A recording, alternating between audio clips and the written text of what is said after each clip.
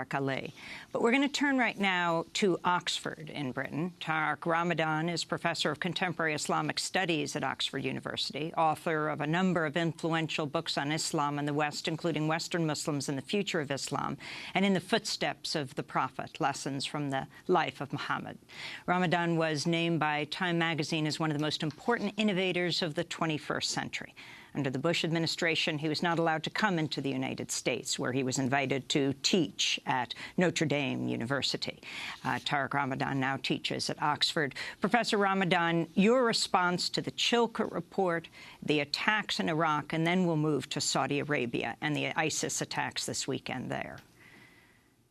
Look, I think that what we heard from Tariq Ali and Sami Ramadani, these are important points. That it's very true that what happened there and what is happening now is connected to policies that were decided in Washington and decided in London, which had nothing to do with human rights, had nothing to do with freedom and democracy. It was all about interest and geostrategic interest. And if we go for it, we understand that the war was launched for very, in fact, geostrategic and economic interest and had nothing to do with the dignity. So now we know that, and things are happening now that are showing how much or how many contradictions we had in the British policies following in the footsteps of the American policy in the region.